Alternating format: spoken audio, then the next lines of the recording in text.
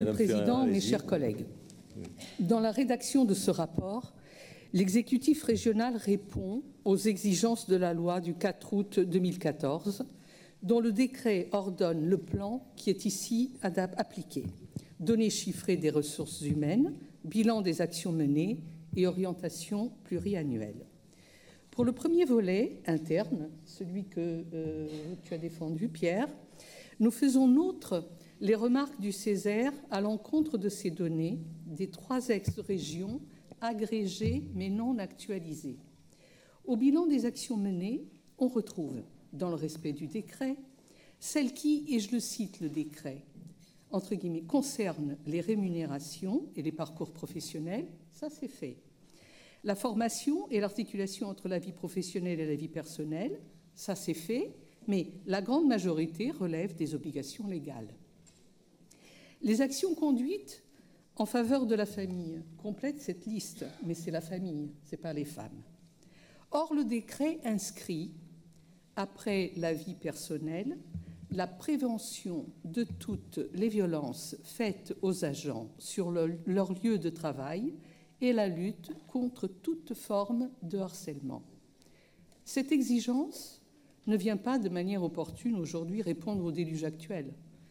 Nous devons conduire une politique institutionnelle qui protège et qui accompagne les femmes victimes, leur offrir une cellule de recueil de la parole, identifiée comme indépendante et qui instruise dignement le dossier, car les chiffres sont éloquents, je vais les partager avec vous. Une femme sur 5 est confrontée à une situation de harcèlement sexuel au cours de sa vie professionnelle.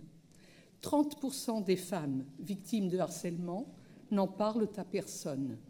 Moins d'un quart, Monsieur le Président, en fait part à son employeur.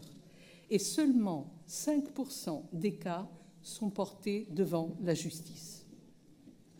Le deuxième volet, qui traite des politiques sectorielles, donc, que tu nous as présentées, Naïma, les actions mises en œuvre sont listées de manière exhaustive et elles nous permettent un bilan comparé des 3 schémas déployés ainsi qu'un classement sans appel.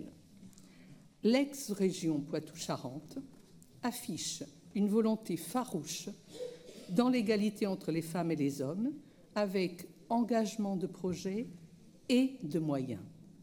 Nous sommes dans la période d'harmonisation et nous avons vocation à retenir les pratiques les plus vertueuses et les plus efficientes pour nos actions futures.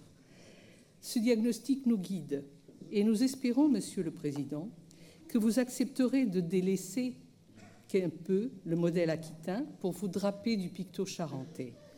La conséquence principale sera l'identification spécifique, et je dis bien spécifique, monsieur, de l'égalité entre les femmes et les hommes et de ne pas fondre les droits des femmes dans la lutte contre les discriminations, car ce sont 2 thématiques distinctes et qui méritent d'être soutenues de manière indépendante.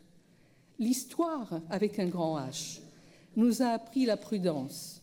Dans les années 70, le Parti communiste français et les groupes d'extrême gauche se sont opposés au combat féministe au nom de l'unité du prolétariat et de la priorité donnée à la lutte des classes.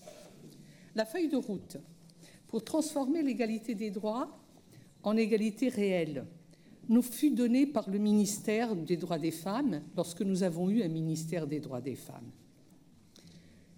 Listons, c'est lutter contre le harcèlement sexuel et tout particulièrement sur le lieu de travail.